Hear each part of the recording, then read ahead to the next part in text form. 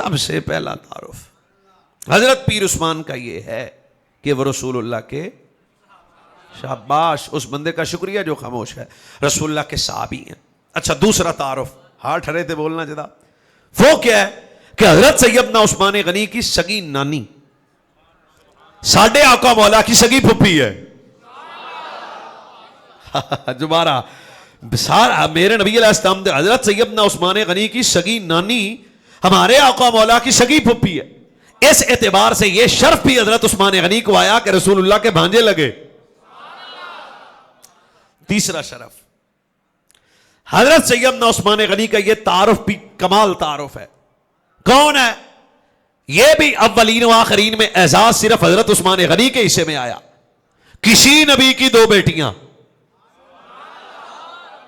اس تو علاوہ دوجا بندہ تو لبنا نہیں، یہ صرف واحد عثمان غنی ہے کہ آپ کے نکاح میں رسول اللہ صلی اللہ علیہ وسلم کی یکے باپ دیگر دو بیٹیوں کا نکاح ہوا ہے. کوئی لاہور والوں جو میرے اگلے اس جملے کی قدر کرے، میں حقیقت کی دنیا میں سفر کر رہا ہوں، شعبدہ بازی سے ہٹ کے باز کر رہا ہوں. نبی علیہ السلام نے دو شہزادیاں یکے باپ دیگر دینے کے بعد بھی روتے ہوئے عثمان کے کندھے پہ ہاتھ رکھ کے فرمایا عثمان روتا کیوں ہے حضور؟ اب وہ تو نسبت ختم ہو گئی، اب آپ کی بیٹیاں دنیا سے چلے گئی.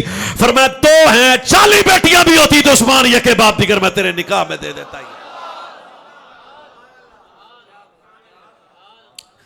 یہ شرف بھی حضرت سیدنا عثمان غنی کو ملا. جوڑی کوئی نہیں اس اعتبار سے.